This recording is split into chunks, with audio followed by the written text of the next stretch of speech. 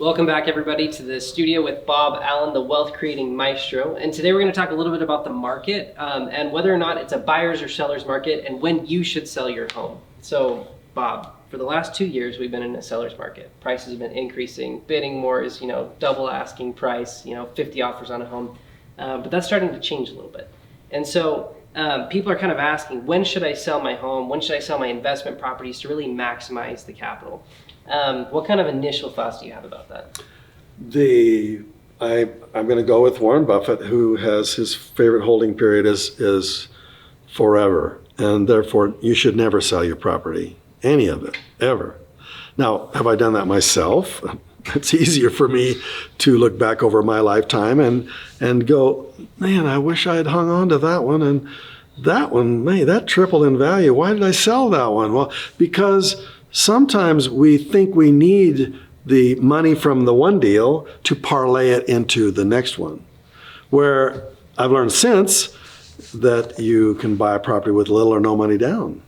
So do you need the equity from your one property to sell it, pay the taxes on it, pay the commissions on it, take that smaller amount of money and go parlay it into something bigger?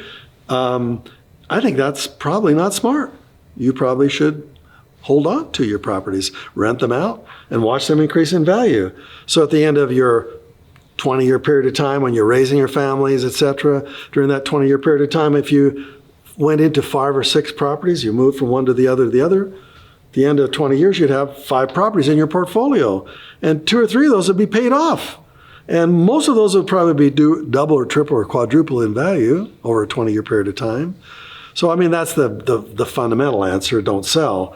But back to the basic answer, they tell you exactly when to buy and sell. It's called a buyer's market or a seller's market. So just talk to the realtor and ask him, is this a buyer's market or a seller's market? If it's a seller's market, that means everybody is selling for higher prices than they would normally earn because there's so much demand for whatever reason. And that's a seller's market. That means properties will sell higher and faster. Now, if you're in a buyer's market, that means nobody is buying. And that's because stupid people won't buy during a fearful time. So they're wringing their hands. No, they're going to wait until a buyer's market, which is like waiting until the prices are out of their range. It's kind of stupid. So during a buyer's market, buyers don't buy. During a seller's market, a lot of sellers don't sell because they think you can get a higher price. And then the market shifts and they go, oh my gosh, I missed it. I've saw my friends now that, they wish they had taken that offer that they had turned down. They turned it down because they thought they could get more. If you got a good, solid price, take it. So a buyer's market is when you buy. A seller's market is when you sell. And then you wait until, of course, there's timing for you.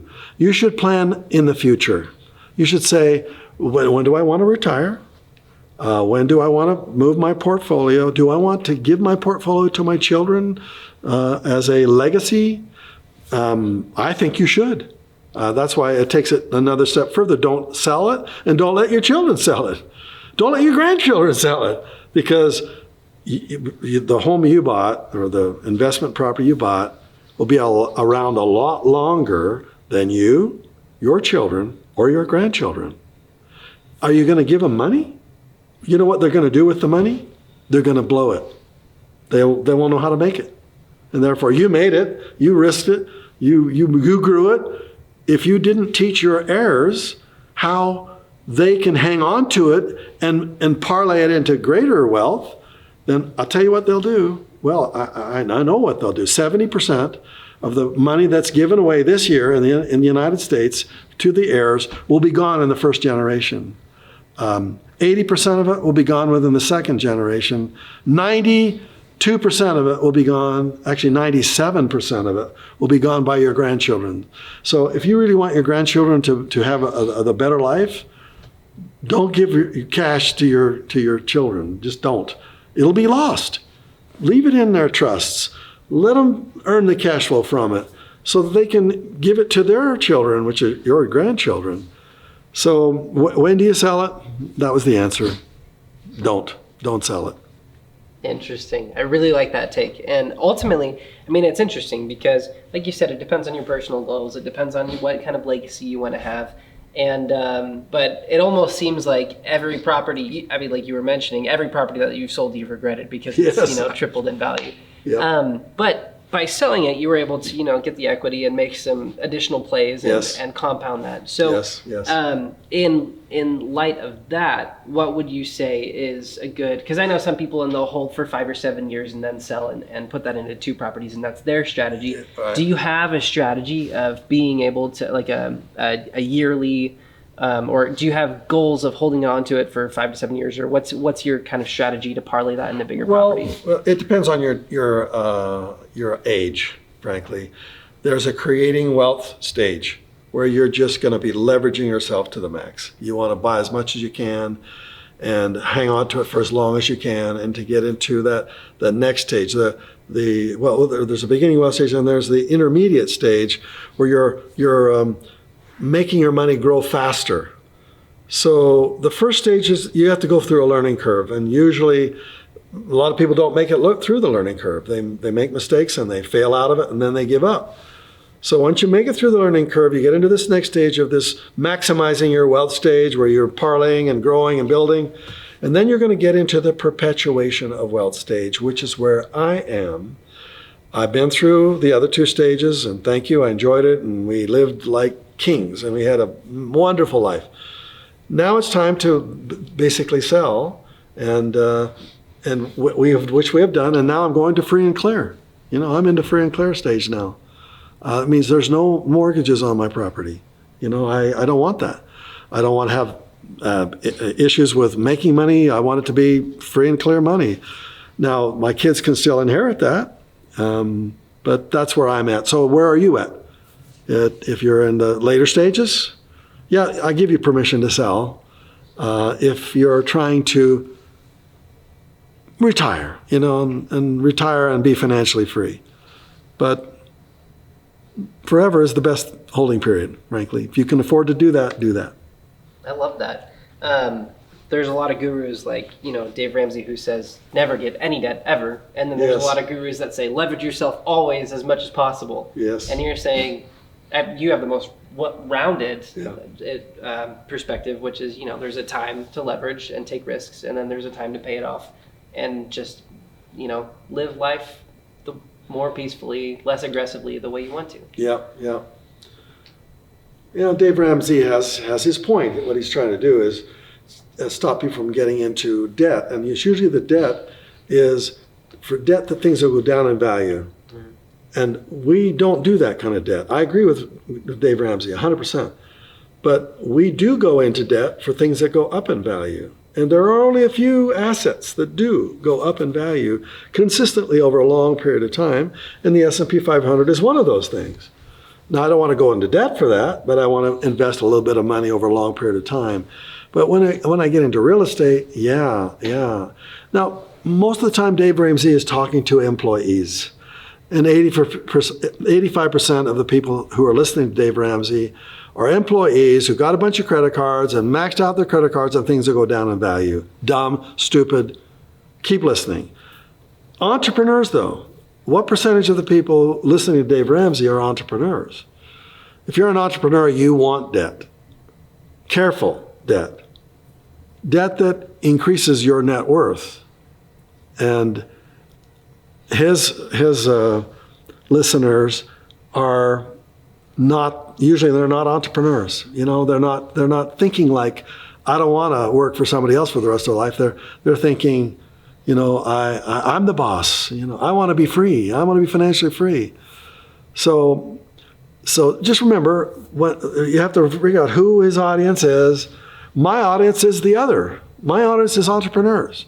If you're an employee, you might not want to do this. So buy a home, hang on to it till it's paid off. Maybe buy 2, maybe buy 3. But my audience are entrepreneurs. Only 1 in 7 people you ever meet is an entrepreneur.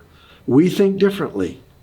We are totally misunderstood by employee-minded people. They think we're nuts. They think we're greedy. They think we're taking advantage of other people, illegal, immoral. There are all kinds of names. We're not that way. We are honest, ethical. We just love to solve problems and get paid for it. And we ought to get paid big, fat money, whereas an employee wants to get paid small, slow money. We want to pay big, fast money as our game. And therefore, leverage is our game. We like it. We want to do it. Yeah. Do it. And you know what I love about that is, everyone is after that financial freedom. Whether you follow Dave Ramsey and you're trying to remove the shackles of debt, or whether you're an entrepreneur and you're trying to be able to be freed to have the time freedom to do what you want. Yes. And so ultimately the goal is the same, but different people have different ways of achieving that goal, or different levels of what that means for them. Nice way of saying that. So, yeah, I agree. Awesome. I agree. Well, thank you. Yeah. Any closing thoughts? There are many lies that you learn going through schooling. Who is your teacher in schooling? They are employee-minded people.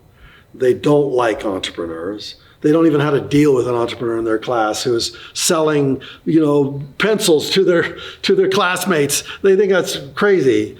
So remember, you're not being trained to be an entrepreneur by the schooling system. Even the universities. Universities are socialist organizations now, run by people who hate capitalists, frankly. We are capitalists. We're proud of being capitalists. So I'd say, don't let someone else who doesn't understand capitalism teach you about capitalism. I'll teach you about capitalism. A lot of my friends are millionaires, multimillionaires, billionaires. I know them. They're wonderful, honest, ethical people. You want to be like that. You don't want to be like people who you see on the front pages of the newspapers. Because the newspapers are going to find the worst entrepreneurs possible who stole and ripped off all kinds of people, the Bernie Madoffs of the world. That's not my friends. My friends are givers. They just give, and they give first. And this is what you want to do if you're an entrepreneur. Be a giver. Do you want to know the secret of my wealth? I'm a giver. I give the first 10% away immediately. I don't wait. I give it now. And my friends do the same thing. That's why we get rich so quickly. Do it. Yeah, I love that. And when you create value for others and when you are a giver, that's when the rewards come. Amen. That's the secret of entrepreneurship. Awesome. Thank you so much for coming in, Bob. We love having you. These are some great gems, and we hope to see you guys on the next one.